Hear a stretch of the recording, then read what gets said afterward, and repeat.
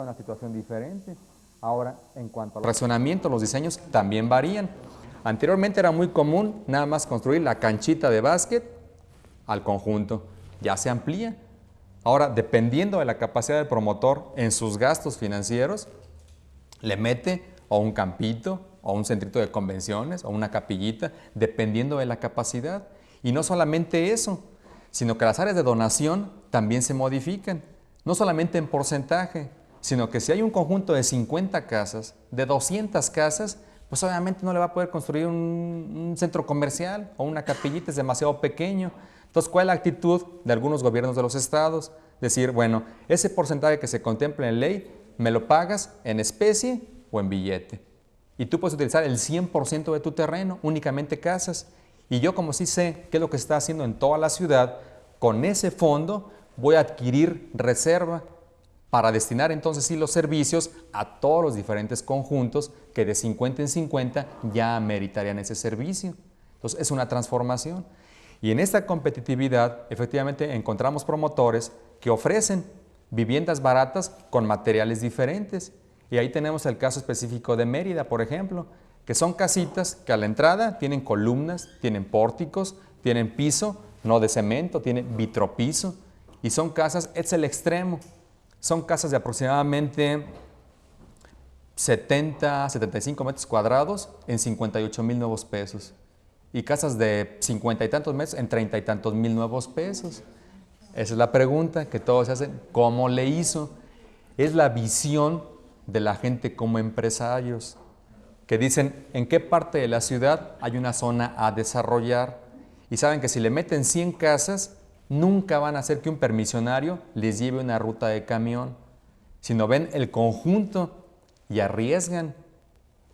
En coordinación con el Estado, adquieren el terreno a costo barato o prestado en una asociación, en donde ellos, de su propio riesgo, urbanizan, construyen sin saber a quién le van a vender y después mejoran efectivamente la calidad. Ahora, en este del riesgo vale la pena hacer algunos comparativos de qué es lo que pasó en México. Vámonos a la época de nuestros abuelos y de nuestros papás cuando se casaban. Iban a la mueble con el carpintero a pedir una sala y le decían, espérame tantito, dentro de un mes te la entrego. Cuando el señor se casaba, iba con el sastre, le tomaban la medida y le hacían su trajecito. Cuando iban a comprar el carro, de igual manera, iban a la sala de exposición y le decían, espérame tantito, lo voy a pedir a la planta en los gustos que tú quieras. Sin embargo, esos sectores evolucionaron y se transformaron. A uno va a una mueblería y a los 15 minutos sale con la sala. Uno va a un almacén de departamentos y sale con los trajes que uno quiera. Va a los carros y uno compra el carro que quiera. ¿Por qué? Porque el productor de esos insumos sencillamente se convirtió en promotor, en empresario y produce sin saber quién le va a comprar. La vivienda se quedó atrás. La vivienda se construía a la medida de la gente y no evolucionó. Entonces, ahorita estamos en ese proceso de transformación en donde el constructor se convierte en el empresario, mide los riesgos, pero para medirlos se requieren las reglas claras y transparentes, que sepa cuánto le van a costar las cosas en las diferentes tramitologías, que pueda impulsar, producir y vender con una calidad sin saber específicamente qué. Antes nos quedamos en las preventas. Únicamente si tengo este cliente voy a comprar, si no, no. Entonces, ¿qué pasó en Mérida? Que esa gente tuvo la visión de ver exactamente qué. Ahora, es el caso extremo. Es el promotor que más viviendas hace en el país y obviamente con esa capacidad. Ahora, una ventaja es que él entra en ese esquema con el Estado para adquirir el terreno barato y él tiene empresas que producen los materiales. Entonces, definitivamente tiene ingresos muy excepcionales. En donde, de esta manera, el esquema es transformarlo y correr ese riesgo. Ese riesgo en donde las reglas ya lo establecen. Antes, como les decía, era un mercado segmentado. El derechohabiente de un Foviste únicamente en conjuntos de Foviste podía comprar. Los constructores que le vendían a la Infonavit únicamente a Infonavit podían comprarle. Ahora ya no. Ahora, si tienen un desarrollo de 500 casas, le pueden vender 52 al Infonavit, no al Infonavit, a derechohabientes del Infonavit. Le pueden vender 135 a derechohabientes del Fobiste. Le pueden vender 200 y pico a gente del Fobi y el resto al mercado libre. Ya no está segmentado. Es una posibilidad de ustedes, los constructores, de ver exactamente en dónde. Inclusive ya también con el esquema de cofinanciamientos, un derechohabiente de Infonavit puede adquirir esa vivienda no solamente con el dinero del Infonavit, sino con un cofinanciamiento de Fobi o un dinero de los familiares o de un guardadito que tenía. Obviamente con la regla de hasta un máximo de 300 salarios. Entonces, eso va un poco a la respuesta que me mencionabas del Infonavit, de una de las transformaciones. Esto, hay que reconocer, es relativamente nuevo. Es de apenas el año pasado. El FOBI da las garantías en mayo del año pasado, las reglas en julio del año pasado. El FOBISTE publica sus reglas apenas este año. Entonces, eso es lo que hizo la transformación. Porque una pregunta que nos hacíamos era, ¿cómo es posible que en un país como en México, en tan corto tiempo, se incremente esa oferta de vivienda? ¿Cómo es posible que los fondos dupliquen o tripliquen los recursos financieros para ese otorgamiento de créditos? ¿Y cómo es posible que en un país teniendo un crecimiento poblacional del 2% se mantenga una oferta de producción de vivienda de un 16%? ¿Mande? Ahí sí, yo creo que se ha avanzado mucho. Sí. Yo creo que ahí ese dato sí es equivocado en un sentido. Efectivamente, la migración de la población es del 2%, pero la demanda en las ciudades de población, y con eso la migración se ha incrementado muchísimo, no por el aumento de población, sino por la inmigración. Entonces, eso sería muy importante tenerlo en cuenta. Porque hay que cuantificar cuánta gente que no tiene una casa, sino que vive en el campo, ahora vive en la ciudad. Entonces, sí, porque eso nos puede ver que todavía hay un rezago Sí. en la capacitación. No, definitivamente, eso se reconoce. Con la producción que se tiene ahorita, no se ha satisfecho la necesidad de toda la gente, porque tenemos efectivamente necesidad de seguir incrementando la producción. Ahora bien, el panorama es alentador, porque los fondos tienen los recursos para seguir financiando cantidades superiores a las de estos últimos 2 años. Ahora, capacidad de producción de las empresas la hay. Porque algunos se preguntan, ¿por qué nada más el 10% de incremento? De 320,000 de 93 a 350,000. ¿Por qué en un 30%? Sí, pero no hay que olvidar que es arriesgado. Cuando tenemos un crecimiento programado del país económico del 4% y le estamos llegando al 2.9%, ¿qué pasa? Acuérdense lo que pasó en la época de López Portillo. Fue un incremento de producción tremendo que al rato ahí se quedaron los elefantes blancos. ¿Quién iba a tener la capacidad? Y los fondos no tienen la capacidad ahorita para atender a todos los derechohabientes. Basta el ejemplo del Infonavit. Digo, si están produciendo 100,000 casas al año y tienen más de 6 millones de derechohabientes, quiere decir que la lista de espera es de 60 años. Entonces, no va por ahí la situación. ¿Sí? Yo quisiera tocar un punto ahorita, que es una problemática muy concreta de Morelos al menos, y que es el costo de la tierra, el alto costo de la tierra. Sí. Para los promotores en la entidad, y eso lo vimos con la vocalía de Ejecutiva Vivienda, es impensable poder hacer un desarrollo de vivienda porque de entrada el terreno es muy caro, es altísimo. Aparte que es muy poco, porque la mayor parte son terrenos ejidales. En el campo, vamos a entrar al campo de los convenios con ejidatarios para urbanización. ¿Cuál es la propuesta o el enfoque que le está dando Cedesuel ahorita? Sí. Vamos a hablar de 4 alternativas globales de adquisición de terrenos. Efectivamente, si el terreno es caro, es imposible ofertar una vivienda barata, porque tiene un porcentaje aproximadamente del 20% del valor del terreno de la producción del cascarón. Entonces, si un agente promotor compra el terreno caro, es imposible que la pueda vender a los esquemas que manejan los fondos, FOBI, Infonavit, porque lo rebasan. Entonces, ese terreno ya no viene siendo interés social y esa gente ya no puede comprar ese tipo de vivienda. Entonces, en base a ese terreno hay que producirlo. Pero obviamente hay que tener una oferta de terreno barato que pueda ser acorde a esa producción. Entonces, actualmente existen 4 esquemas globales. El que ya conocen de expropiación, que ese sigue siendo el más ágil, pero tiene un costo social y un costo político. ¿Mande? No, expropiaciones. Sí. Pero ahí, ¿qué pasa? La gente no lo quiere. La gente piensa que le quitaron su propiedad, que se lo pagaron muy barato, que no se lo pagan en tiempo. Entonces, es el costo social, pero hay que reconocer, sigue siendo el más ágil. Otro viene siendo el de la compraventa directa entre particulares. Otro, la desincorporación de los terrenos federales. Y otra, con la modificación al 27 y a la ley agraria, la asociación en participación. Ahora, de los terrenos federales se ha también simplificado, en donde los dictámenes ya los elaboran directamente las delegaciones de Sedesol y a la vez se realizan hasta en un tiempo de 45 días, cuando se tomaban meses. Y a la vez esas desincorporaciones ya no se hacen primero a los estados para que después se la pasen a los municipios, sino se hacen directamente a los municipios, directamente a las sociedades cooperativas o a las asociaciones civiles, simplificando los tiempos y los pasos. Entonces, eso es una simplificación. Ahora, una que definitivamente se está impulsando mucho es el utilizar el terreno ejidal. Todos sabemos, están las 3 zonas: uso común, asentamientos, el núcleo y la zona parcelada. Por ley, el núcleo de asentamientos es intocable, definitivamente. Es que nos quedan 2.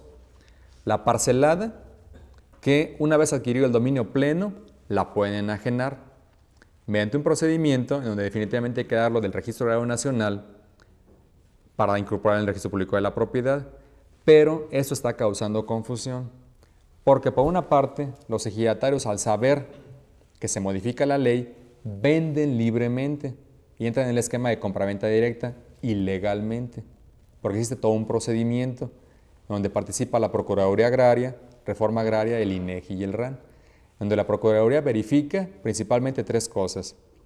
1, de que ese desarrollo esté contemplado en los planes directores de la ciudad. 2, que garantice que efectivamente esos inversionistas van a recuperar la cantidad que le están metiendo. Y 3, que sea un trato justo, que no amuelen al pobre campesino. Ahora, hay de campesinos a campesinos. Hay ejidatarios que están mucho mejor que cualquier gente de la zona urbana, dependiendo del estado. En cambio, hay ejidatarios que lamentablemente viven en condiciones muy, muy difíciles. Entonces, la Procuraduría verifica que sea un trato justo. Ahora, en ese sentido, se promueven los 2 esquemas: utilizar el área común y la parcelada. En el caso del área común, se establece que únicamente mediante asociaciones en participación con el sector o público, un gobierno municipal o estatal, o la privada, pueden establecer lo que se llaman empresas inmobiliarias ejidales. Y ya hay casos concretos, principalmente en el norte del país, en donde aquí, de entrada, el particular tiene el acercamiento con esos ejidatarios, pero para hacerlo por el camino adecuado, no para darle una lana anticipada y luego definir cómo van a obtener el resto, sino efectivamente siguiendo el procedimiento que marca la normatividad para convocar a las asambleas, que participe el porcentaje determinado, que se firmen las actas, que esté el notario, que esté el representante de la Procuraduría Agraria, para hacerlo todo en orden. Y es una realidad que con terrenos baratos ejidales están desarrollando viviendas de 85 salarios con recursos de FOBI. ¿Cuánto es el salario más o menos? En la Ciudad de México anda en 15, 27, eso multiplicado por 30.4. ¿Por qué? Eso es interesante. ¿Por qué 30.4? Si multiplicamos 30 por 12 meses, nos va a dar 360. El año tiene 365. Entonces, 15.27 por 30.4 por 12 meses es un año, por 85 salarios, eso nos va sobre 39,000 más o menos. ¿Por qué 85? Porque, ya, sí, porque en el caso de FOBI tiene sus diferentes cajones de financiamiento, 85, 100, 130 y 160. Dependiendo del ingreso de la gente y su capacidad de pago, es al que tiene derecho. Y la regla establece que ese terreno debe ser el terreno, la construcción y la titulación de este cajón. Ahora, FOBI considera el salario del Distrito Federal, que es el mayor, más un valor sustituto que se actualiza mensualmente por el índice inflacionario. Entonces estamos hablando de que un cajón de 85 anda sobre los 40,000 pesos. Uno de 100 salarios sobre de 47, 48,000 nuevos pesos. Uno de 130, 68,000. Números globales, a ver qué calcularlo. Y el de 160 sobre de 76,000 nuevos pesos. Entonces, esos son lineamientos para que el constructor vea el mercado de sus compradores y pueda utilizarlo. Ahora bien, regresando a lo de suelo, efectivamente con un terreno barato se puede construir una vivienda barata, en donde hay diferentes esquemas. En el caso de esta asociación, ese ejidatario es el que aporta el terreno y el particular consigue el financiamiento para que en esta asociación, con la participación o no de la autoridad local, llámese municipio o estado, inclusive son reservas a veces del estado también, no se venda al promotor, sino se aporte. Y ya en la venta de la propiedad se distribuyen las utilidades. O bien, de que el ejidatario diga, bueno, yo quiero entrar en asociación y como cualquier otra asociación, mi terreno vale tanto, yo quiero un porcentaje de acciones. Para cuando se venda, me den el mismo porcentaje.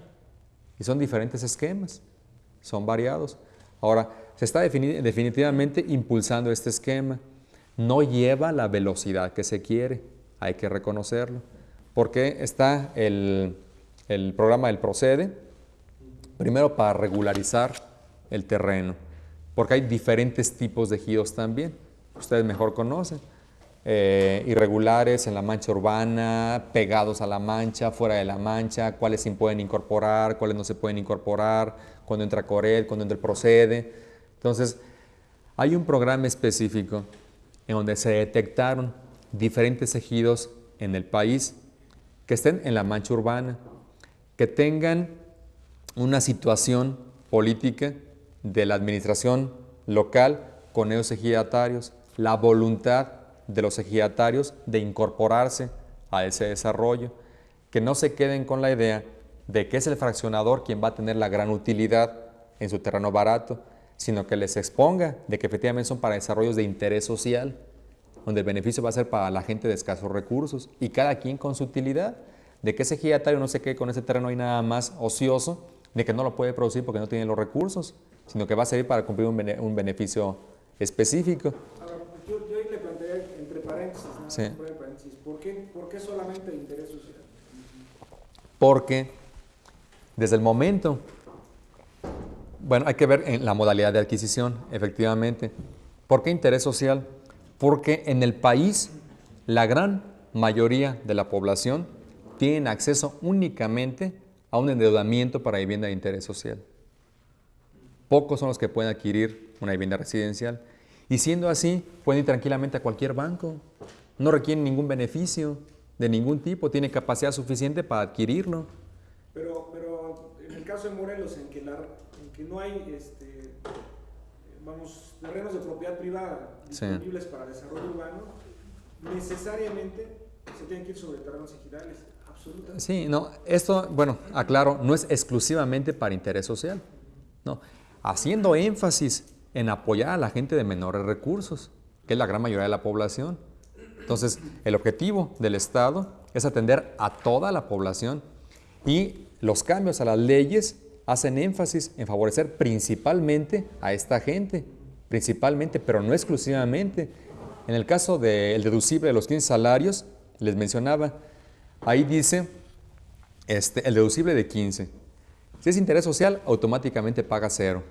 Pero si una casa vale 600, pues le restan el valor y únicamente sobre el diferencial paga el 2%. Pero una gente que tenga para comprar a 800,000, pues lo que tiene que pagar impuesto es una cantidad pequeña, que no le va a perjudicar en gran cosa. Entonces, la gente que pueda pagar una cantidad grande, pues tranquilamente puede absorber el costo de un terreno caro.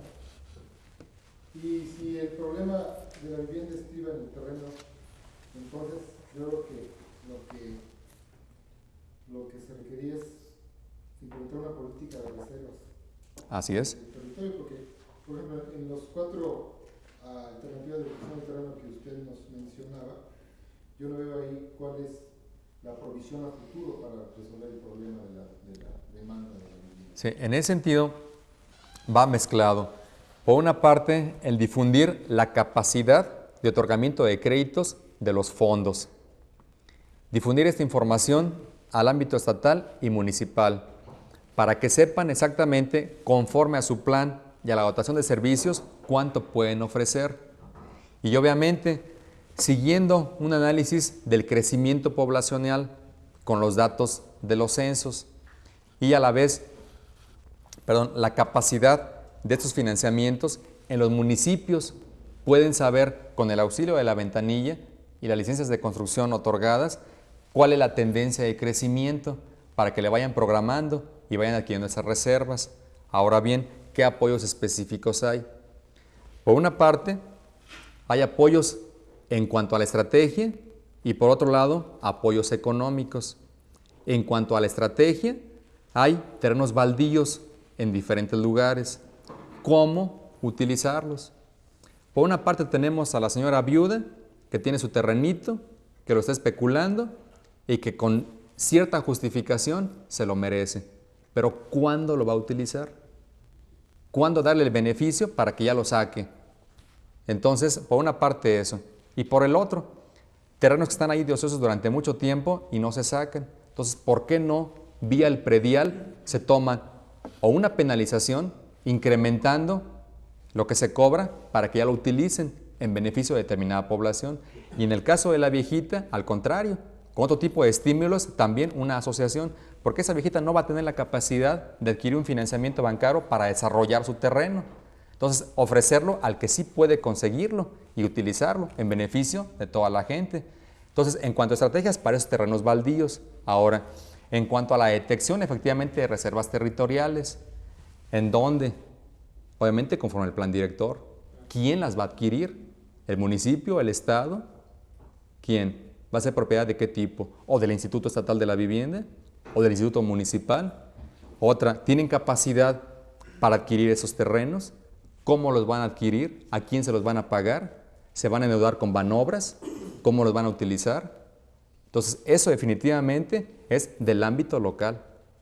Como les decía, el Estado se transforma y la Federación ya no pone ni un centavo para la elaboración de los planes directores, que en el pasado se quedaban en las estanterías los documentos, cuando en realidad es muy difícil, como les digo, desde una ciudad saber qué pasa en el otro lugar.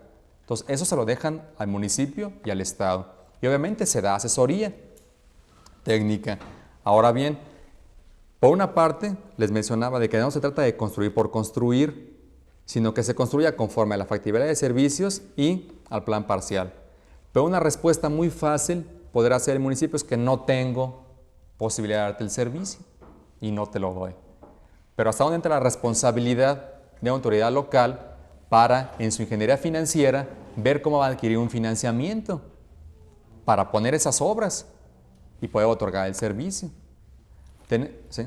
Sin embargo, yo sí haría un poquito de énfasis en ese sentido, en que la Federación en coordinación con los estados apoya las políticas, en este caso de vivienda. Sí.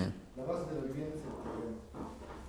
La Federación tiene delegaciones en todo el país que conocen el terreno, que conocen, no son escritorios centrales, sino son escritorios estatales, Sí. con gente del estado que conoce los problemas locales. Y bueno, hablando de vivienda, el problema es el suelo. Y si nos remontamos un poquito a la historia, cuando en los estados o en los gobiernos había los fondos legales, eran reservas de alguna manera, se fueron deshaciendo, esas reservas se fueron perdiendo, se fueron utilizando, y entonces quedó ese renglón vacío. ¿Sí?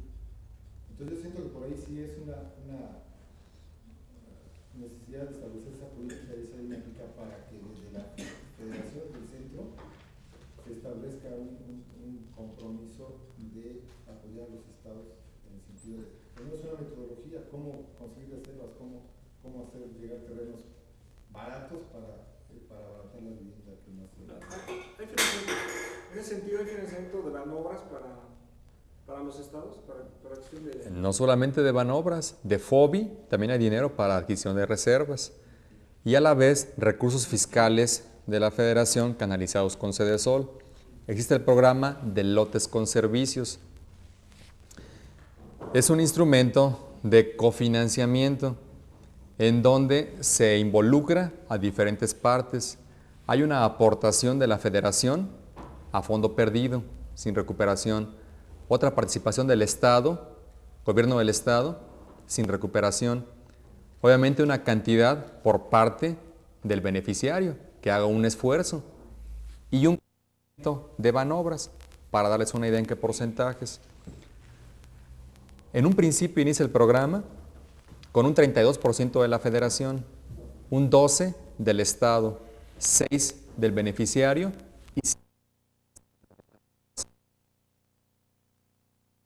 5%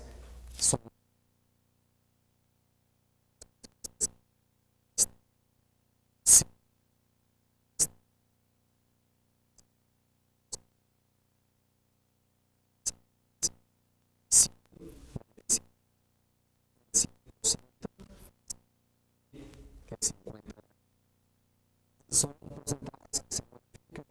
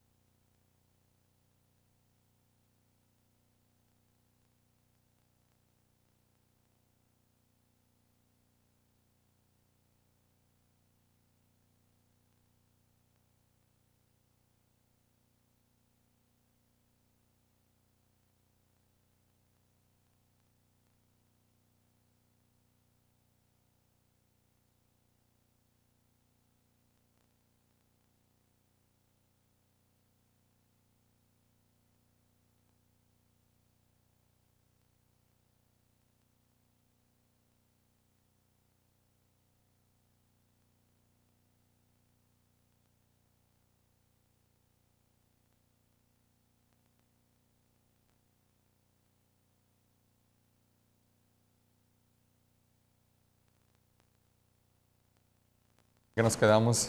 Las inquietudes. Habíamos hablado dentro de las estrategias, les decía, desgravación, desregulación,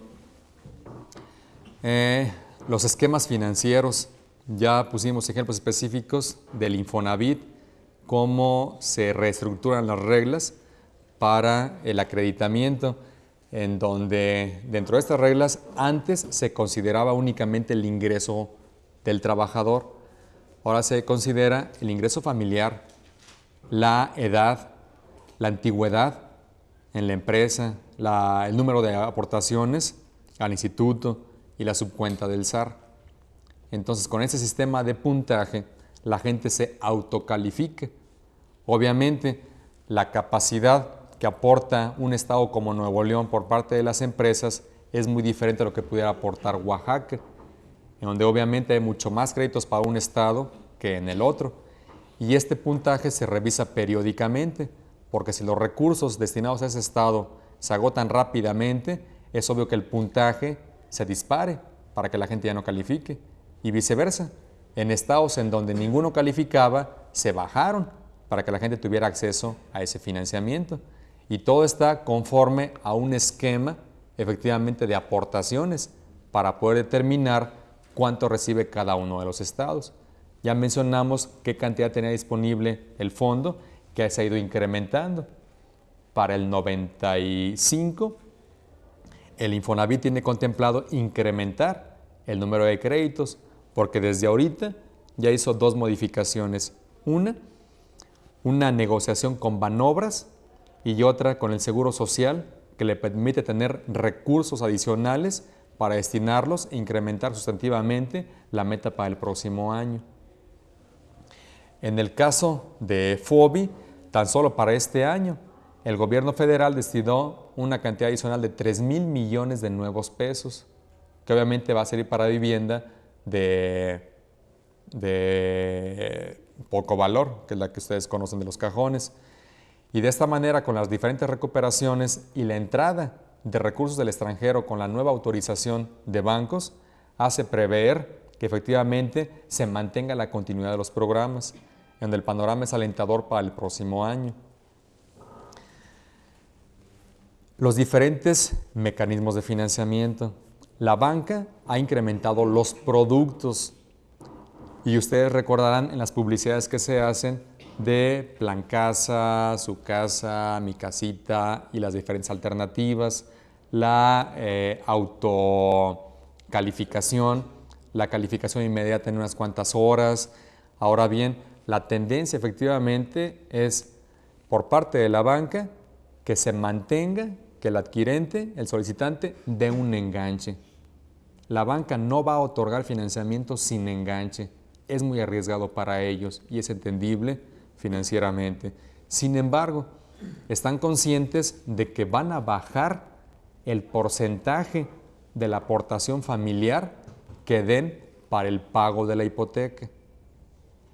Van a respetar los porcentajes de enganche, que varían de un 15 a 25% dependiendo del tipo de casa y el tipo de banco. Y también la relación que les mencionaba con los promotores, que garantice el promotor un buen cliente por la cuestión de la recuperación, y el promotor lo que está haciendo es garantizando ese cliente y si no, sustituyéndolo por otro que pueda seguir absorbiendo el crédito. Lo mismo en cuanto a la calidad del producto para evitar los vicios ocultos, ese promotor es el que absorbe la responsabilidad, no que antes era un fondo quien recibía la queja del beneficiario porque tenía las goteras, porque no le funcionaba X situación, y ese promotor el que la realiza. FONAPO se está reestructurando. FONAPO estaba diseñado para otorgar créditos colectivos y la principal clientela era institutos de vivienda, presidencias municipales, asociaciones civiles. Pero corría el riesgo efectivamente de que por unos cuantos, una organización de 50 gentes, 100 gentes, por 2, 3 que no pudieran cumplir con esa situación, aunque los demás ya tenían el dinero para pagar, no era aceptado el pago colectivo. Entonces, la modificación consiste en que se permitirá el pago individual. el crédito individual. Lo que pasa es que por la situación política de los grupos se derivó a tenerlo de esta manera. Entonces, en esta reestructuración se va a modificar. Fobiste, de igual manera, deja de ser, al igual que el Infonavit, el constructor y se convierten en las grandes hipotecarias sociales, compradores de casas, en donde ellos van a recibir el documento que les acredita ser sujetos de un monto específico de crédito para que puedan salir a comprar en donde quieran. Fobi amplía el abanico de posibilidades.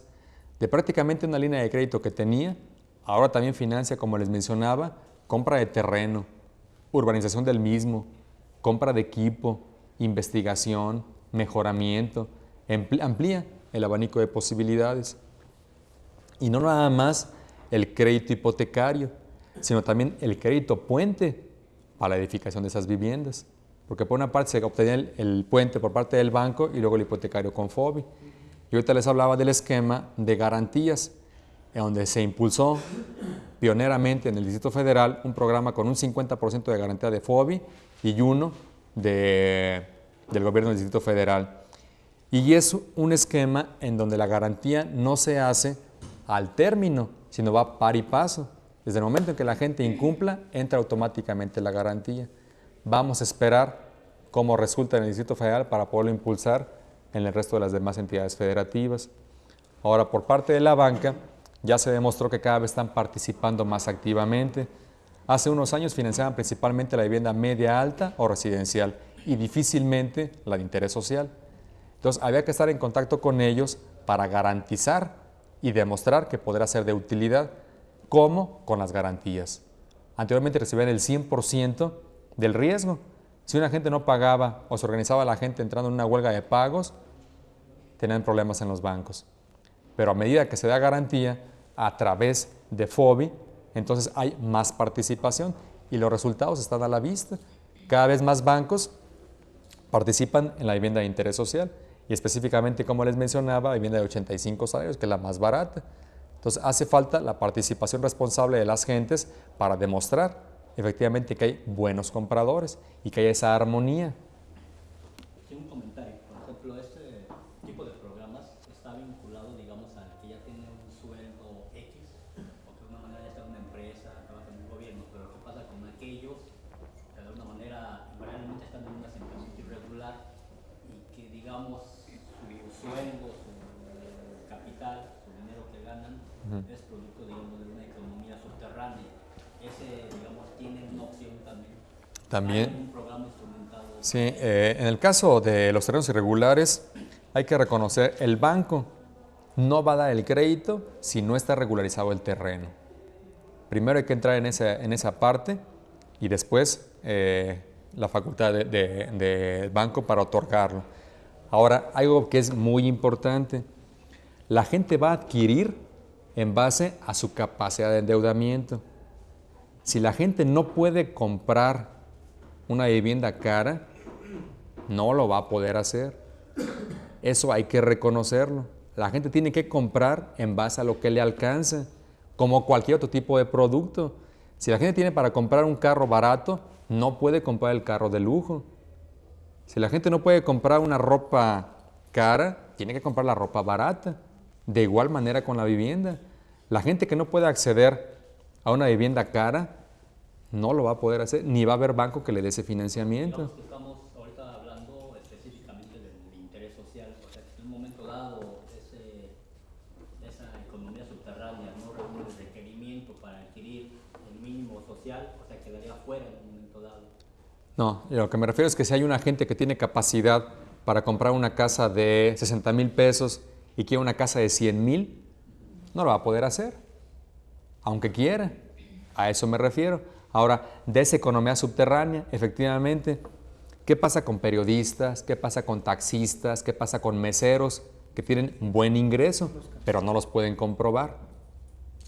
Entonces, se requiere con esta modificación de la actitud de la relación banco-cliente, el tener un fomento del ahorro y una historia crediticia, sin importar cuál. Desde el momento en que la gente tiene una capacidad de ahorro para comprar un radio, la ropa, X cosa, la gente tiene una capacidad de ahorro. Entonces, el banco inicia una nueva actitud verificando esa historia. ¿Cómo? En el caso del taxista, ver cómo va en el pago de las mensualidades para la compra del vehículo. Ver, en el caso de otra gente, cómo paga puntualmente la renta de su casa, cómo paga el teléfono, cómo paga el agua, cómo paga su tarjeta de crédito, cómo paga X cosas, y ver ese cumplimiento y los montos, o una cuenta de cheques, qué saldo está manteniendo periódicamente. Eso es historia crediticia. Eso, ¿sí? Una pregunta, sí ya tengo referencia de que tiene que ver con la historia crediticia, pero ¿qué pasa con aquella gente, porque la hay gente que no le gusta comprar a crédito, que no tiene tarjeta de crédito, que no tiene cuenta en el banco, pero Sí. va y compra sus cosas de contado y tiene su factura, porque en determinado momento que necesita un crédito y presenta sus facturas que fueron compradas de contado, el banco no le acepta esa historia del crédito, porque no es una historia crediticia, es Sí. su liquidez monetaria que tiene en determinado momento. Sí. Hay que ver las dos partes, la necesidad de esa gente para adquirirlo y en el caso del banco. ¿Cómo obtiene los recursos el banco? El banco es un administrador de riesgos. El banco va a otorgar créditos en base a los inversionistas que tiene y le va a pagar un interés a ese ahorrador. Ahora, si el banco ya transformó los periodos de ese crédito y el Banco de México autoriza que sean a 30 años, cuando en realidad los bancos lo están ofreciendo a 20, 25 años, pero el inversionista tiene su cuenta única, que es líquida, tiene certificados de depósito, pagarés a 30, 60, 90 días. ¿Cómo va a correr el riesgo de dar un crédito a 30 años y pagar a la gente ese interés que tiene los recursos en el corto plazo? Tiene que haber ese balance. Entonces, con cautela, el banco tiene que actuar justificadamente. Ahora, esa gente lo compró de contado, pero ¿cómo se sabe si era su dinero o lo consiguió de alguien? Entonces, ¿cómo el banco le va a pagar interés a ese inversionista que es el que va a utilizar los recursos para prestarlo al que pide el dinero prestado? Entonces, por lo mismo se requiere efectivamente esa comprobación. ¿Sí? Disculpe esa misma pregunta, pero alguien que tiene bienes inmuebles o muebles. Es el colateral. Efectivamente, la gente dice, bueno, si por ejemplo se considera que el banco va a tomar en cuenta un porcentaje del ingreso para el pago de la mensualidad, pero esa gente demuestra que tiene más capacidad de ese porcentaje mediante la adquisición de otros colaterales como se menciona, un vehículo, un terrenito, otras inversiones. Eso es una manera de comprobarle al banco que efectivamente tiene un ahorro adicional y eso le va a servir al banco, pero se requiere demostrarlo. Ahora bien, lo que se trata ahorita es fomentar esa cultura del ahorro en la gente, a sabiendas de que sin enganche difícilmente va a acceder a ese crédito. Entonces, fomentarles la cultura. Ahora, yo recuerdo cuando estaba en la primaria, cómo del banco llegaban a las escuelas con una tarjetita y mediante estampillas uno iba ahorrando. Entonces se requiere el fomento al ahorro desde pequeños y que esa gente vaya teniendo esa capacidad para el enganche y que venga esa transformación en donde obviamente la vivienda tiene un valor cultural en México, pero no se ha considerado el valor comercial de lo que es la vivienda en México. Ahorita al rato les hablo de la comercialización. Sí, sí hay un detalle, por ejemplo, perdón, hay el detalle de la oferta y la demanda en ese aspecto. Que digamos, el banco da el apoyo, pero hay un riesgo Sí. que él de alguna manera mide, ¿sí? Pero si está hipotecando, está hipotecando el lote, digamos, lo que lleve construido, de alguna manera eso avala, pues digamos, la palabra del usuario. Claro, sí, porque Es como cualquier venta, si no se cumple el contrato, bueno, pierdes tu inversión o se remata o se le da a otro que reúne la capacidad y asunto concluido, ¿no? sí, porque hay diferentes líneas de crédito. En el caso del Infonavit, pues maneja las 5 diferentes líneas de crédito. La primera, cuando le otorgan el financiamiento a la gente para que haga la construcción. La 2, que es la más común, cuando compra ya hecho algo al promotor. La tercera, construcción en terreno propio. Luego la cuarta, la de mejoramientos, y la última, pago de pasivos, en donde obviamente, si la gente es propietaria del terreno, recibe un puntaje adicional. O bien, si el cónyuge también es derechohabiente del Infonavit, le conceden hasta un 75% adicional. Y a la vez, otra forma complementaria es el 10% de puntos por cada hijo dependiente, hasta un máximo de 3. Es una manera de incrementar. Ahora, obviamente, las edades son importantes, porque si tiene un hijo de 18 años dependiente, pues al rato se le casa y eso ya no va a ser una aportación familiar. Entonces tienen que considerar efectivamente las edades, en donde definitivamente el que haga el esfuerzo con el terreno, pues va a ser una garantía para el banco. Y lo que se pretende es un esfuerzo compartido. Se requiere el enganche. Ahora, diferentes mecanismos. La banca se está modernizando, está ofreciendo diferentes productos, está modificando. En el caso de FOBI, por ejemplo, para la vivienda de 85 y 100 salarios, es un factor de 7,5. En el caso de 100 y 160, de 10, el factor de pago. Eso es un esfuerzo a toda la gente. Ahora, grupos de esa economía subterránea. Repito, hace falta la comprobación de ese historial. Los meseros tienen buenas entradas, no son periódicas, pero hace falta el colateral ese. Es una nueva actitud de los bancos que antes no consideraba. Ahora ya la está considerando, pero hay que reconocer, es el inicio, hay que dejar pasar un tiempo. Si no tienen bienes inmuebles, están fuera.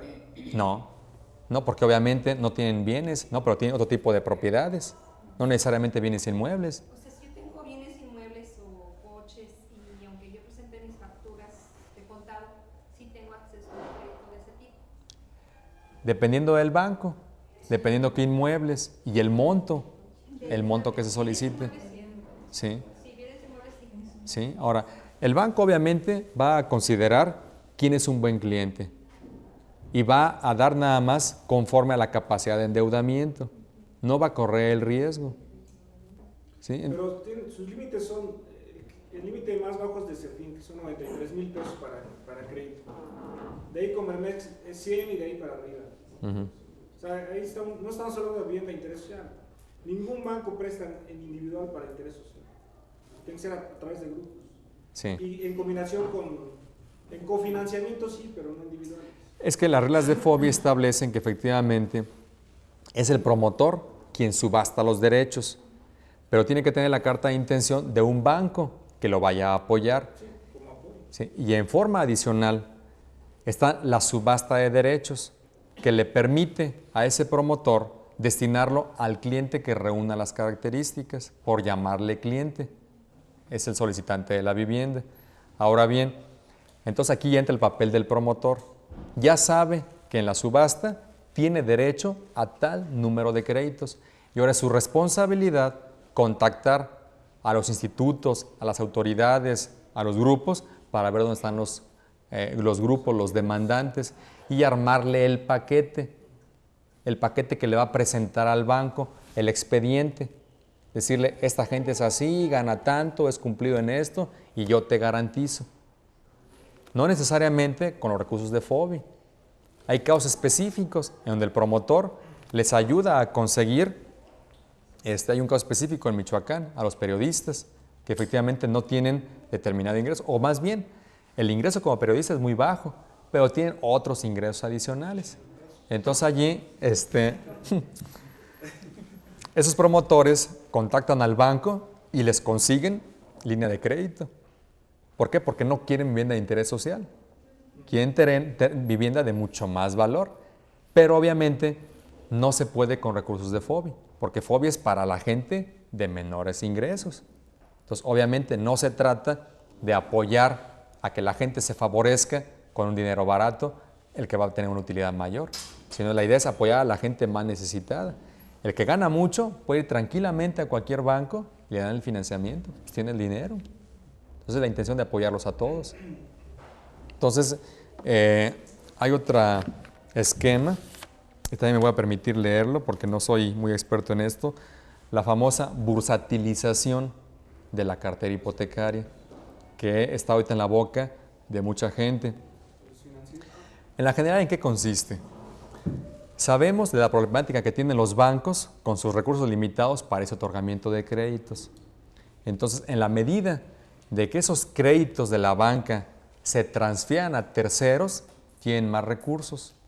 Por darles una idea, en Japón, el banco, a los 15 minutos de haber otorgado un crédito, se liberó de la deuda y la absorbe un agente que va a empaquetar esos recursos y subastarlos en acciones en la bolsa de valores. Son empresas especializadas que existen en otros países, pero es algo nuevo en México. Ahora, con esta modernización del país, la apertura al Tratado de Libre Comercio y el impulso que se está dando a la vivienda, obviamente juegan un papel los dos, el gobierno y los bancos, pero se requiere modificar la situación existente en dos esquemas. Un detalle, por ejemplo, con el Tratado de Libre Comercio o de hecho ya se van a instalar los bancos. Yo supongo que van a manejar, digamos, el mismo patrón de su mecánica va a ser general para todos los bancos. No sé si estos bancos ya traen algunos lineamientos de este tipo. Sí, por una parte, obviamente, el banco tiene sus lineamientos del país de origen, pero las reglas las pone México. Entonces, aquí para empezar, van a ser bancos operados por mexicanos, no por extranjeros. Las reglas tuvieron que ser claras y transparentes, y esto tiene algunos beneficios para el país. Uno, se logra una competitividad en los productos y servicios que ofrecen los bancos. Servicios de cheques, de pago del teléfono, de la luz, como productos, el crédito hipotecario, qué plazos, qué condiciones, qué enganche, qué factor de pago, tanto al millar. En base a una competitividad, mejoría de productos. Dos, el que traen recursos que no existían en México y se puede apoyar más número de créditos para vivienda. Y tercer beneficio, que crea fuentes de empleo en el país. Y obviamente superación personal de esos que ya existían en México, porque se amplían las oportunidades. Esas son las tres ventajas principales en la venida de los bancos del exterior. Ahora bien, en cuanto a la bursatilización, los bancos actuales no pueden y no tienen ingresos para dar más otorgamientos porque están sujetos a esa recuperación. Entonces, si estamos hablando de que los términos se han extendido a 30 años, ni de modo que se esperen tanto tiempo a dar un nuevo crédito. Entonces, el esquema que ya funciona en varios lugares es colocar esos recursos con otro tipo de intermediarios financieros para colocarlos en el mercado secundario de hipotecas, para que ese banco tenga otra vez recursos y los vuelva a canalizar de inmediato a una nueva familia. Esa es en la generalidad en qué consiste la bursatilización. Ahora bien, en ese sentido sí me voy a permitir leer un poquito más para darles la idea. ¿Qué es bursatilización? Es un proceso mediante el cual los intermediarios financieros se fondean del público inversionista. Como les mencionaba, es otra alternativa que tiene el público de llevar su dinerito no a certificados de depósito, a pagarés, a X cosas, sino a ese tipo de sociedades, a través de la colocación de valores respaldados por sus activos crediticios, los cuales se eliminan de su balance. La bursatilización le permite al titular original de los préstamos u otros derechos de crédito enajenarlos y obtener por ellos recursos frescos. ¿Cuáles son los objetivos? Atender la demanda nacional de vivienda, ampliar y diversificar fuentes de fondeo, tanto internas como externas, crear instrumentos atractivos en pesos para inversionistas nacionales y extranjeros, dar revolvencia a la cartera hipotecaria de los bancos, como les mencionaba, reducción de riesgos por disminución de la brecha entre plazos de captación y de crédito, lo que les mencionaba, cómo van a otorgar créditos a 30 años cuando los inversionistas lo tienen a corto plazo, avanzar en la modernización del sistema bancario y en la creación de mercados de capital a largo plazo. Para dar unos comparativos en el orden internacional, el crédito hipotecario en relación al porcentaje del Producto Interno Bruto, en Estados Unidos se tiene el 67%, en Suecia el 49%, en Inglaterra el 47%, en México solamente el 8%. La situación en México, el rezago habitacional, número de viviendas, 17,5 millones, con agua y drenaje, 11 millones, el incremento anual de la demanda, 0.7 millones, la evolución del crédito a la vivienda, ya se los demostré, cada vez ha ido incrementando más y más las aportaciones de la banca a la vivienda. Ahora bien, lo importante, la etapa en la que nos encontramos en México, los requisitos en el país para bursatilizar. Por una parte, requisitos legales y por otra, los requisitos financieros. Los legales, donde estamos participando ahorita, reformas a códigos civiles estatales sobre transmisión de derechos hipotecarios para sustituir su inscripción en el Registro Público de la Propiedad por la simple cesión, ahorrando tiempo y costos. Modernizar sistemas de inscripción en el Registro Público de la Propiedad y de avalúo para reducir los costos y agilizar la adjudicación de garantías para reducir estos costos. Ahora, los requisitos financieros, homogeneizar los productos de los bancos, documentación y criterios de evaluación. Existencia de empresas de información crediticia para apoyar la calificación de esta cartera y la modernización en sistemas de administración, seguimiento y cobranza.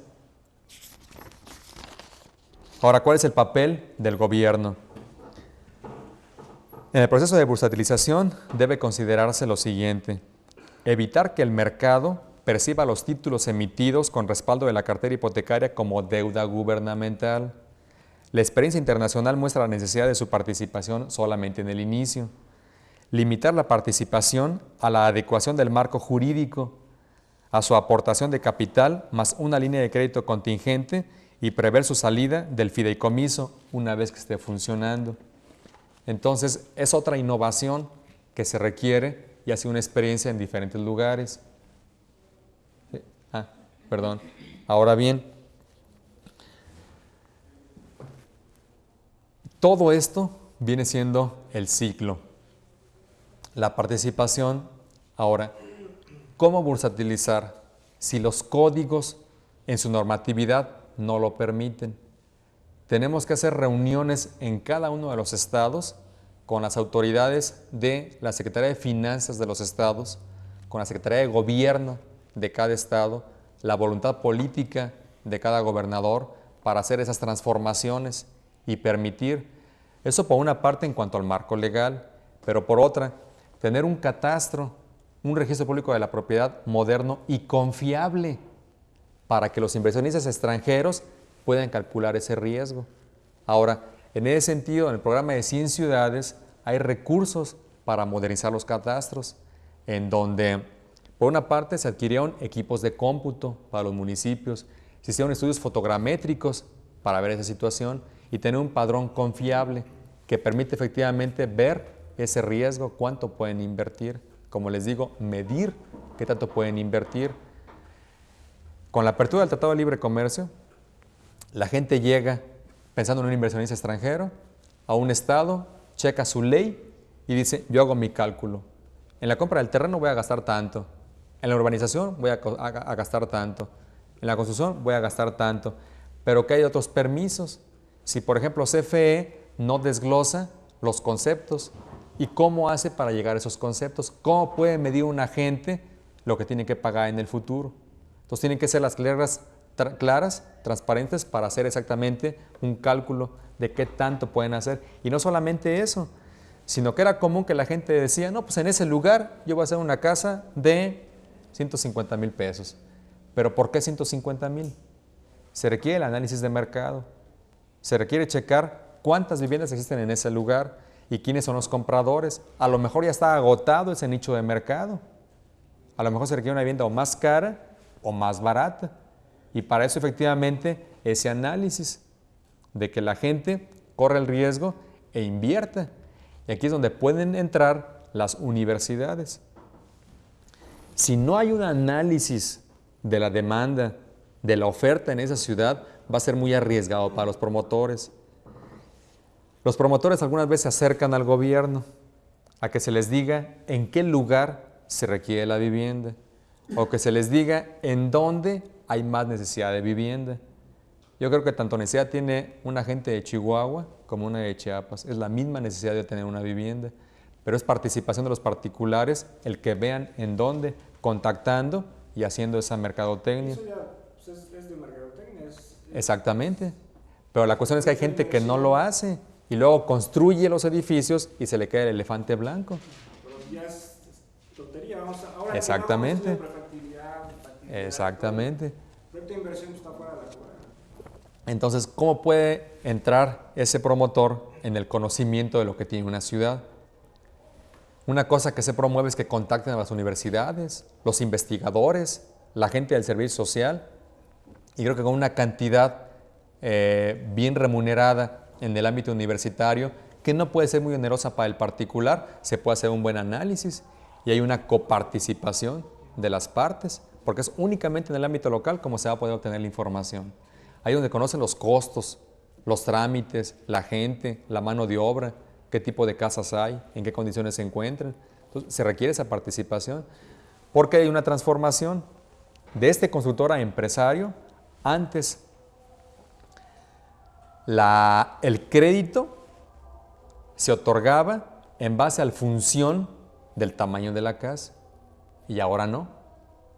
Ahora la casa se construye en función del crédito de la familia. Antes la gente decía, yo construyo todas las casas de un valor y vamos a ver quién me las compra. Y luego al rato le batallaba para venderlas. Por las condiciones ahorita existentes de que los fondos dan el otorgamiento del crédito de acuerdo a estas características que les mencionaba, ahora ese promotor entra en este mercado integrado. Y no necesariamente de las 500 de ese conjunto las hace de un valor. Puede ser que esas 500 haga unas de un valor, otras de otras, así como decía, unas para un fondo, otras para otro fondo, pero variarle. Inclusive que haga un abanico de posibilidades, que presente 4 fachadas diferentes al comprador, colores, una modificación en la planta arquitectónica, que dé la alternativa del producto al comprador. Es una diversificación. Eso en cuanto a la participación. Ahora, la comercialización, que es otro punto importante.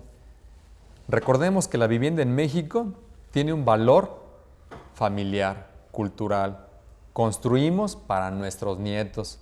Se quiere una casa maciza que dure 100 años. Pero ¿dónde está el valor comercial? Considerando la experiencia de otros países en cuanto a las hipotecas, por el flujo de trabajos, de movimiento, de cambio de ciudad a ciudad, en Estados Unidos hay en promedio 7 hipotecas por generación.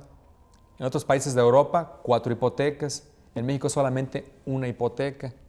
En primera, porque las condiciones de los fondos y del banco así lo establecían. Ahora no. Ahora ya se permite la hipoteca en paralelo y el cofinanciamiento. Entonces, lo que se pretende es ofertar también la vivienda usada y la vivienda en arrendamiento.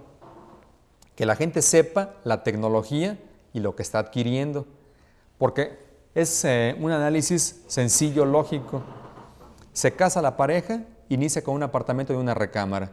Empieza creciendo la familia, tiene 3, 4 recámaras. Y luego al rato, esa pareja, ya se le casaron los hijos, se quedaron solos y tienen un caserón de 4 o 5 recámaras con un mantenimiento alto. Prediales altos. No la ocupan y no la necesitan. Pero atrás de ellos viene esa pareja que requiere la casa grande. Entonces hace falta ajustarle una vivienda a esa pareja de edad. Sin embargo, no hay que olvidar la cultura de barrio, el arraigo que se tiene en la zona. Entonces, no se trata de mandarlo de una zona a otra de la ciudad, sino que en la misma colonia se le ofrezca la alternativa para que esa gente pueda vender la casa grande y se vaya una acorde a sus necesidades. Y eso tiene la lógica. Un bebé requiere un espacio físico de una cuna. Viene la secundaria, empiezan a salir. La prepa y la profesional, patas de perro, viajando y requiere un espacio físico grande. pero vuelve otra vez la ancianidad. No salen de la casa y requieren un espacio pequeño. Entonces, esa es la cuestión de comercializar, de ajustarla a una necesidad real, comercial, no solamente la de esa cultura, que es el patrimonio que le van a dejar unos a otros.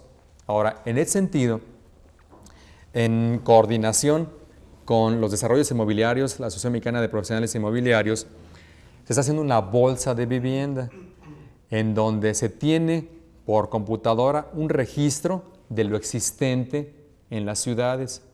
Y es una información que contempla, por ejemplo, qué hay disponible por colonia, por zona geográfica de la ciudad, por número de cuartos, por cajón de estacionamientos, por antigüedad, por rango de precios, en donde la gente de Coahuila, cuando se quiere ir a vivir a Veracruz, antes de cambiarse, que sepa qué es lo que le ofrece la ciudad y que tenga la alternativa. Y no nada más eso, sino que también ellos puedan utilizar este esquema para, como que dice, depositar la casa que quiere vender y entre ese flujo de información.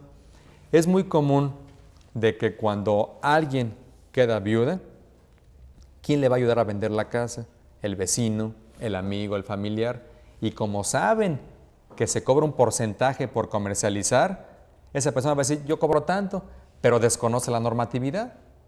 No va a poder orientar al comprador sobre cuánto pagar sobre la transacción de dominio. No va a orientar al vendedor sobre cuánto el impuesto sobre la renta. Y el peor de los casos, hay compradores que pagan el impuesto sobre la renta.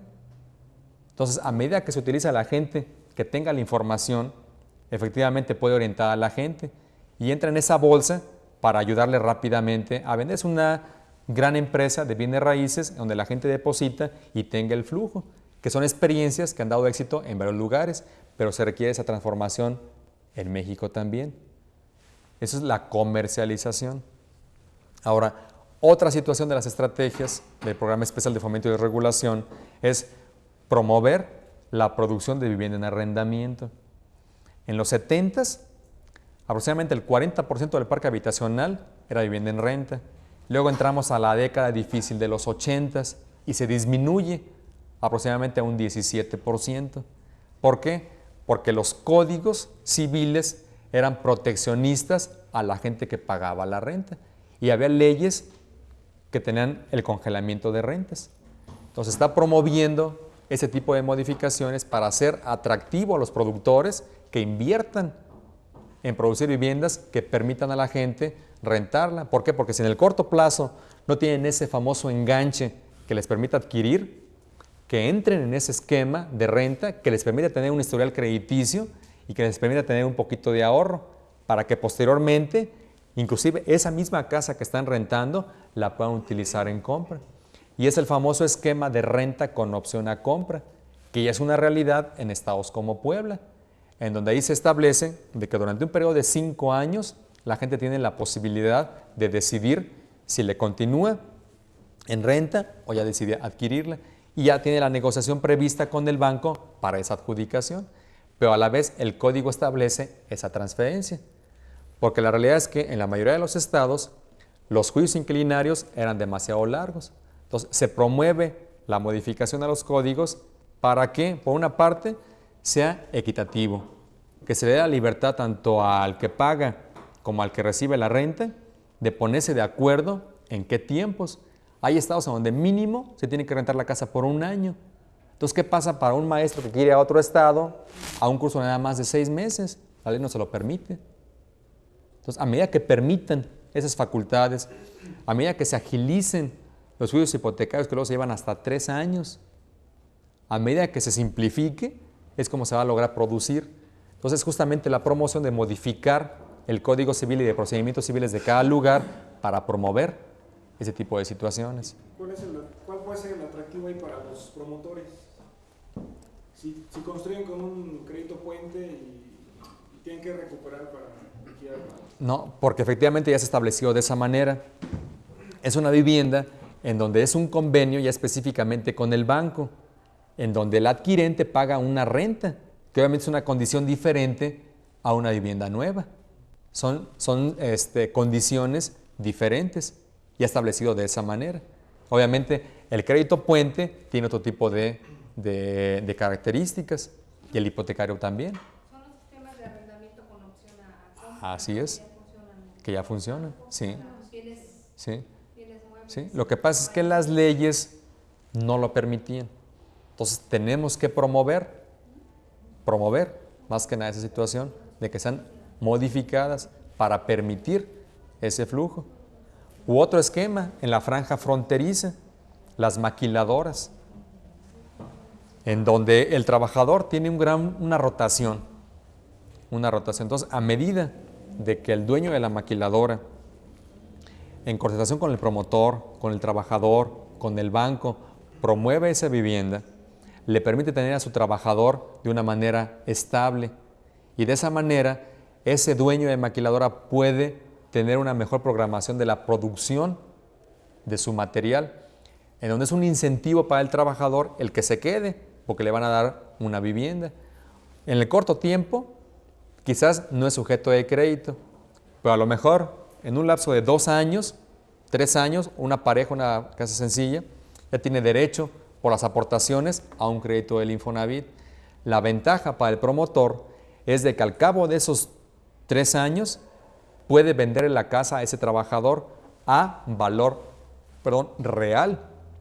Pues es un atractivo para el maquilador, es atractivo para el trabajador, es atractivo para el banco, porque el banco financia al principio, pero luego el crédito hipotecario lo va a absorber el Infonavit.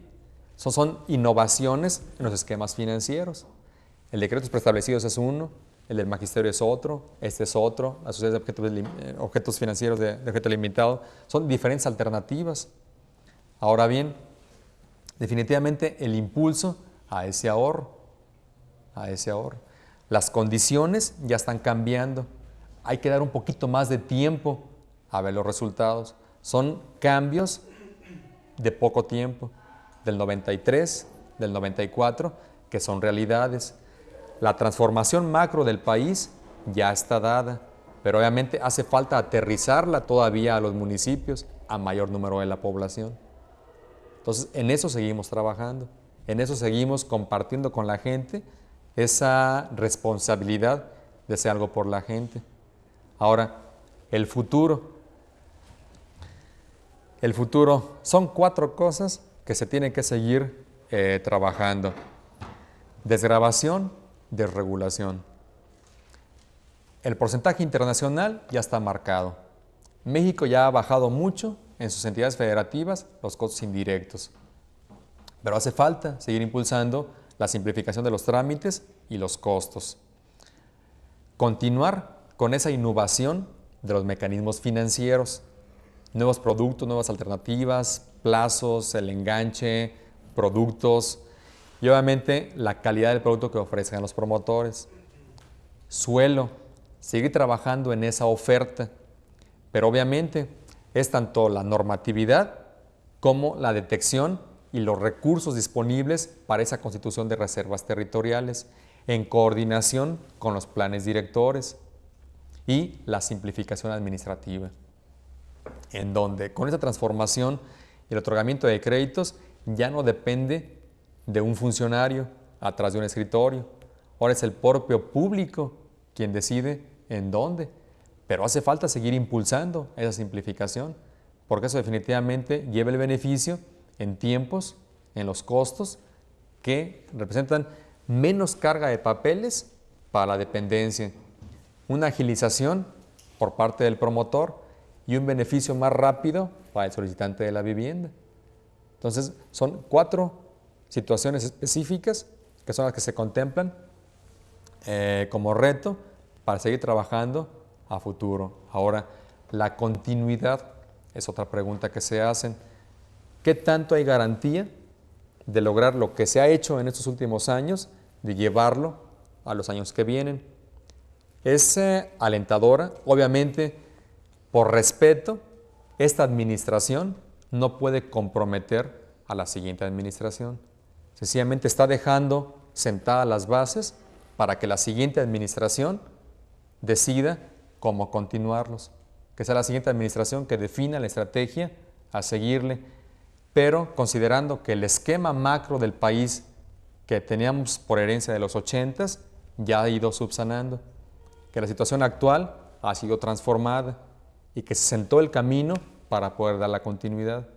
Eso por una parte. Por otra, con la autorización de todo ese tipo de esquemas, la confianza de que recursos los hay para el futuro. Pero se requiere la coparticipación. Ya no puede ser todo hecho desde un gobierno central. Es la corresponsabilidad y coparticipación de todos los actores de la vivienda y de una manera singular el sector social. Con esto que les estoy comentando, la organización como grupos, exigir a lo que tienen derecho, exigir el beneficio de estos mecanismos, entre ellos la ventanilla única. Otro, la mesa ejecutiva de proyectos. ¿Cuál es la diferencia?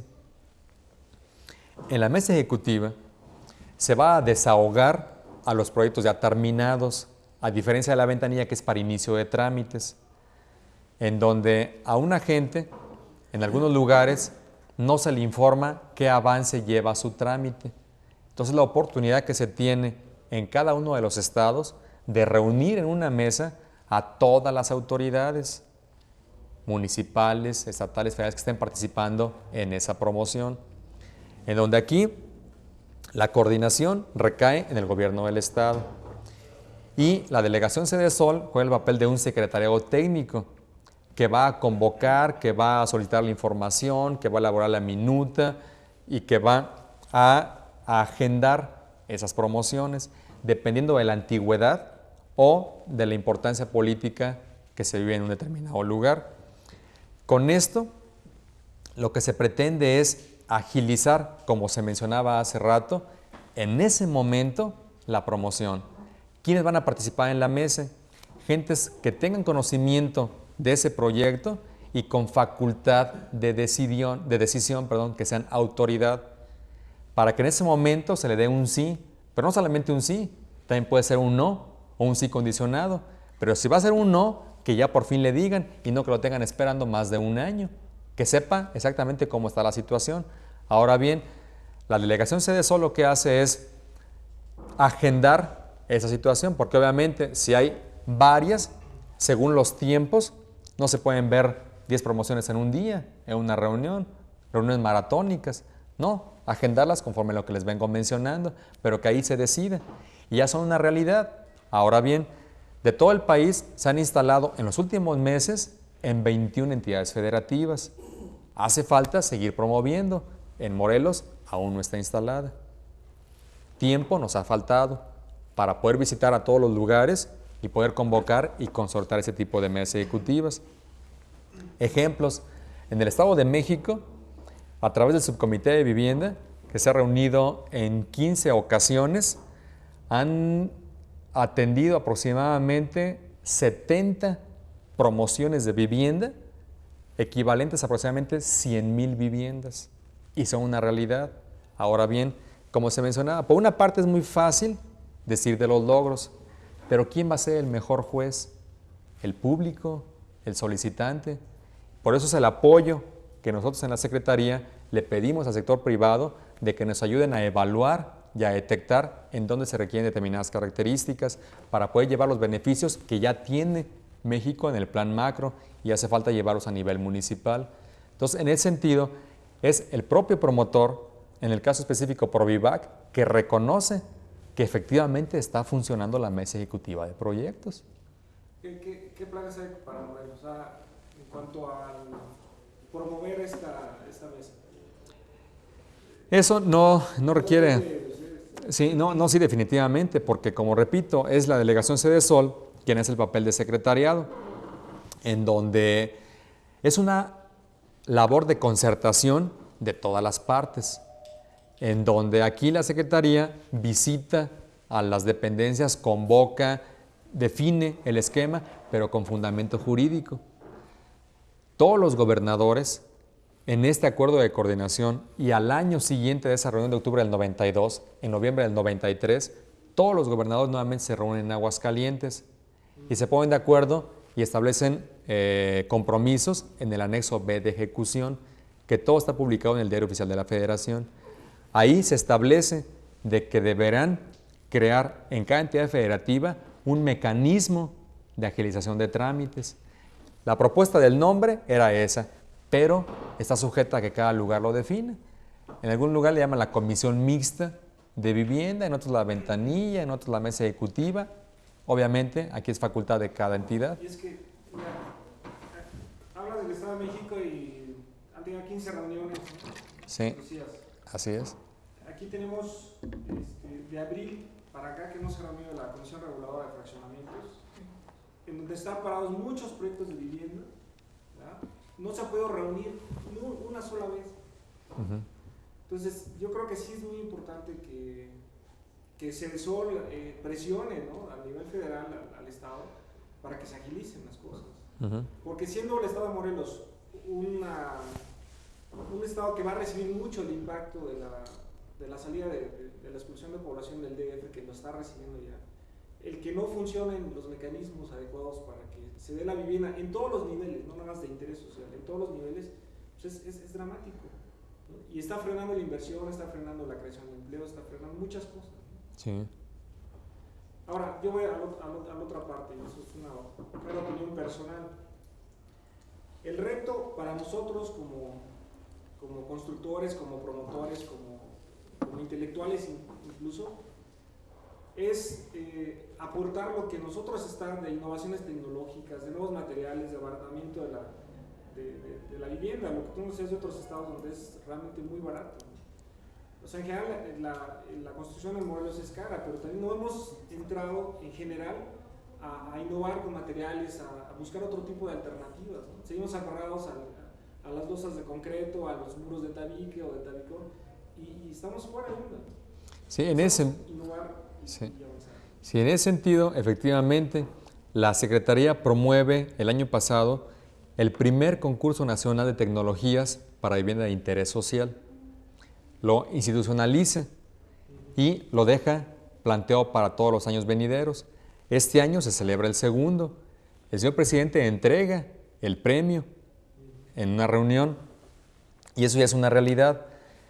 Se tienen en los dos concursos más de 222 tecnologías, tanto nacionales como extranjeras. Y eso efectivamente viene a dar un cambio, en donde, como les digo, los retos coincido. Además de la desgravación, desregulación, el financiamiento, el suelo, es el impulso a las tecnologías. Las técnicas definitivamente son las mismas, no hay mucho. Es la tecnología, el uso de materiales, pero aquí sí es labor de ustedes, los promotores, los contratistas, utilizar esos materiales, considerando la cultura de la gente. Le digo, la gente quiere utilizar el tabique y la losa, pero ¿cuántos años pasaron para que la gente aceptara la vigueta y la bovedilla? 10 años. Es una evolución. Entonces se requiere utilizar esos materiales para que la gente se convenza del beneficio, de la rapidez, el económico, que es más barato, y las ventajas térmicas, porque hay productos que efectivamente te dan un bienestar más acogedor en el interior, pero ¿cómo se logra eso? Únicamente con la demostración.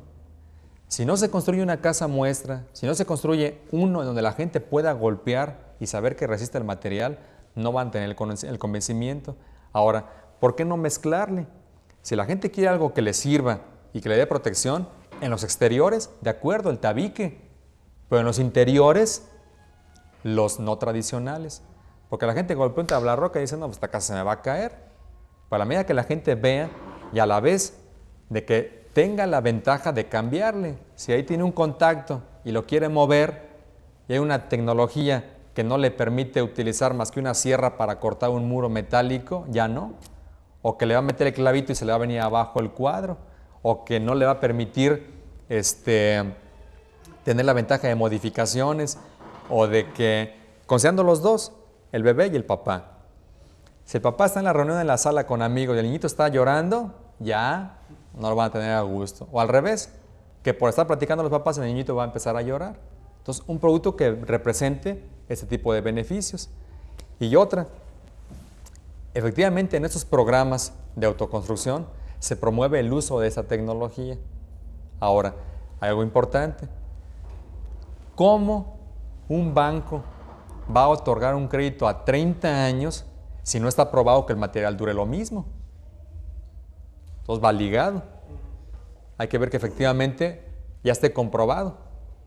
Entonces se organiza este concurso, tiene la publicación del libro, está disponible aquí en la delegación, hay un catálogo de productos normalizados. Por primera vez en México se crea el Programa Nacional de Normalización. ¿En qué consiste? Definitivamente dar mínimos requisitos de seguridad, de intemperie, de calidad, de resistencia. Ya existe la norma oficial mexicana, que es obligatoria, y la norma mexicana, que es voluntaria.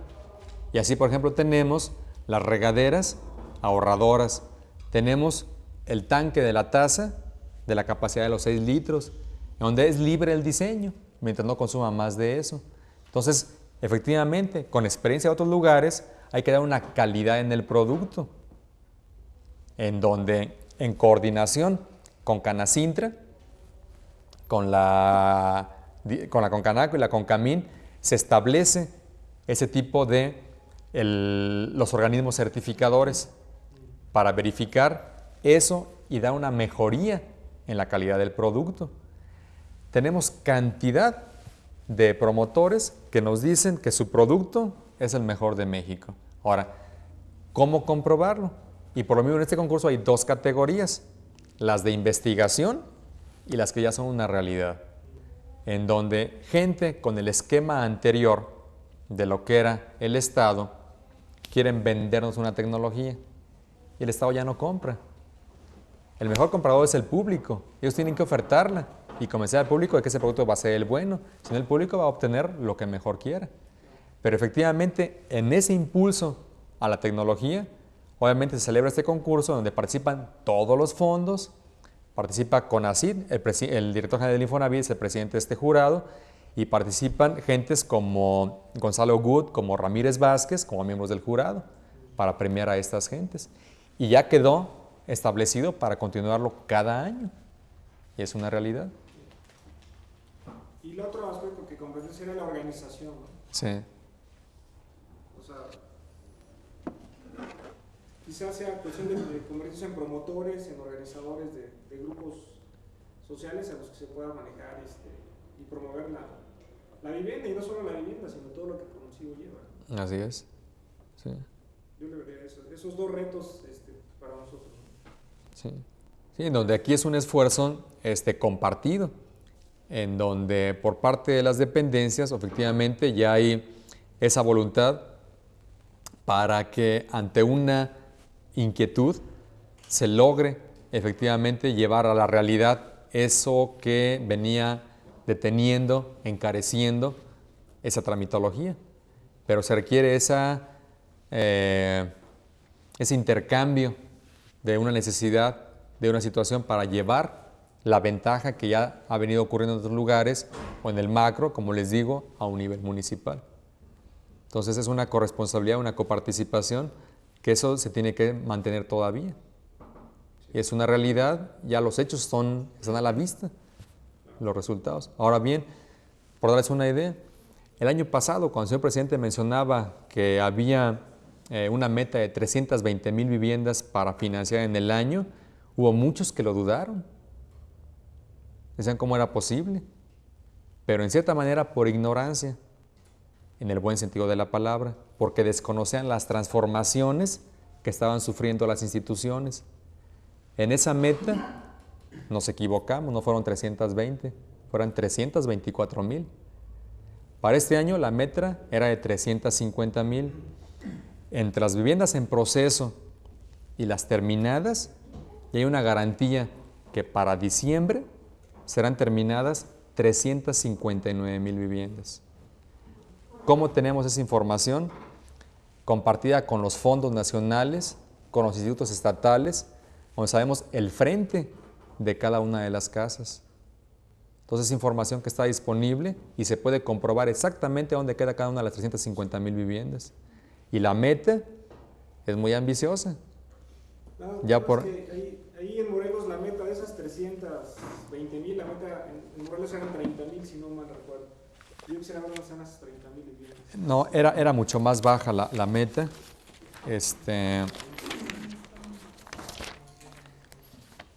Con los datos que tenemos,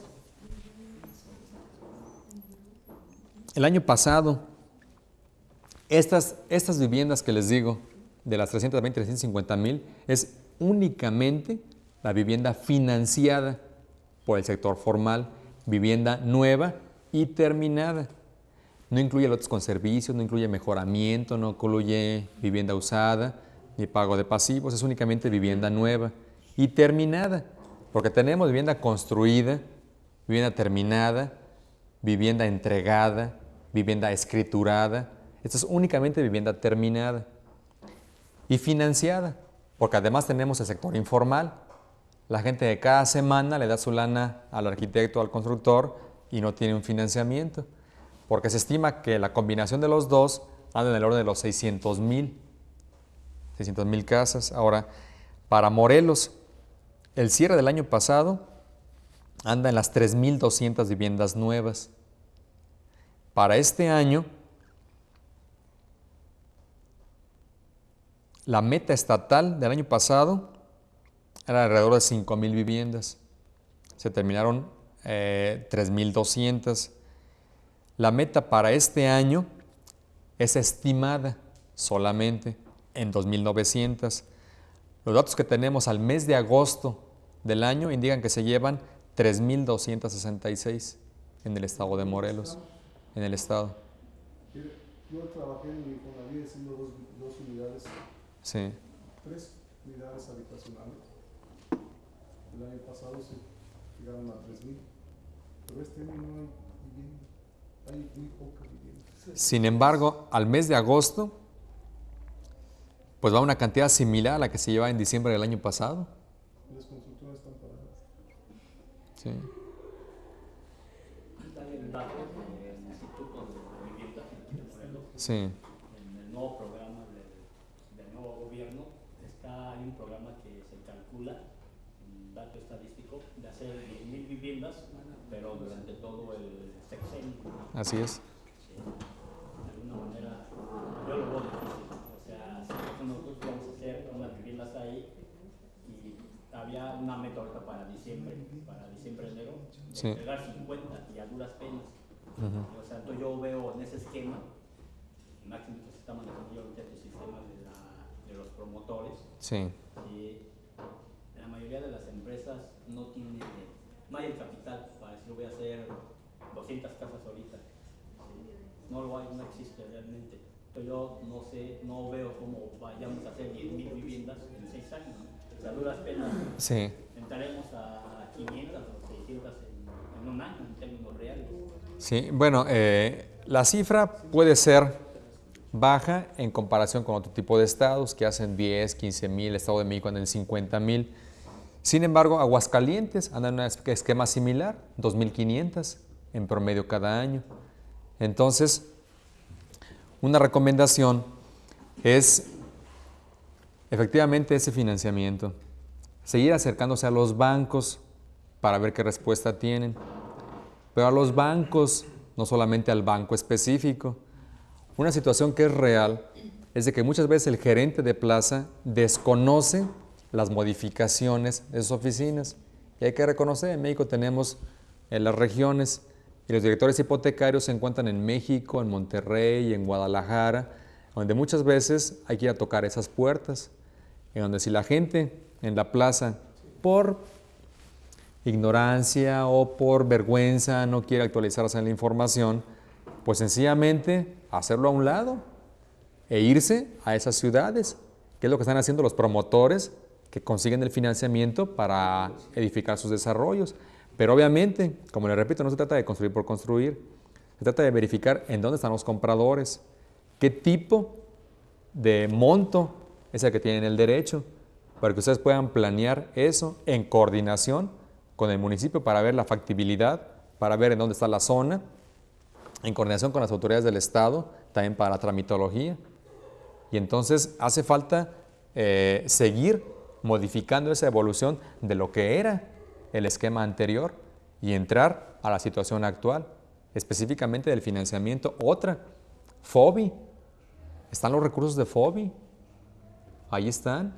Obtener el registro. Antes era un tambache así de papeles que pedían. Ha sido muy ágil ahora el registro en FOBI. Es un formato como persona moral o como persona física de una sola página. El cuestionario, el formatito de dar las características del conjunto es ágil. El dictamen técnico lo hace en 2 semanas el FOBI. Hace falta efectivamente el acercamiento al banco para la carta de intención y entrar en la subasta.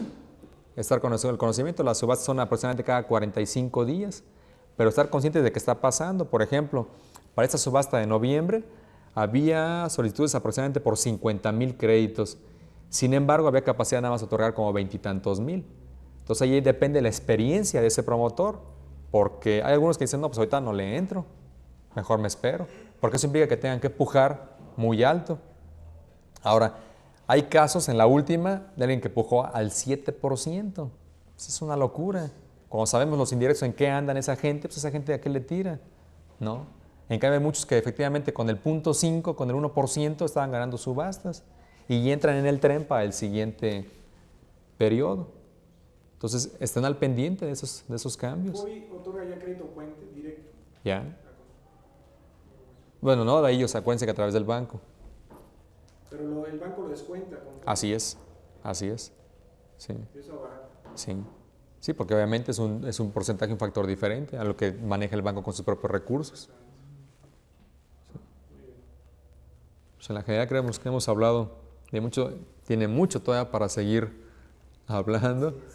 Pues por mi parte les agradezco la invitación y con mucho gusto me pongo sus órdenes allá en la Secretaría. Aquí ya tienen mis datos y con mucho gusto, lamentablemente no sabemos cuánto tiempo ya vamos a continuar ahí porque estábamos conscientes del término de la administración, pero en ese tiempo con mucho gusto me tienen a sus órdenes. Y si no es conmigo, yo los puedo canalizar con otras dependencias, autoridades, organizaciones, que es nuestra función efectivamente.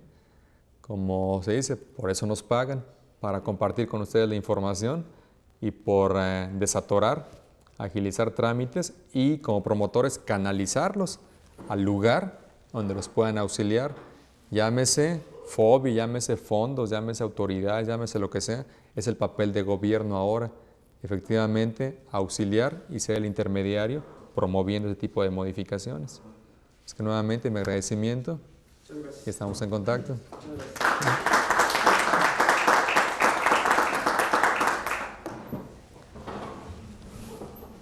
Pues le agradecemos al arquitecto y la universidad a través de la facultad. Muchas gracias. Perfecto. Muy amable, gracias.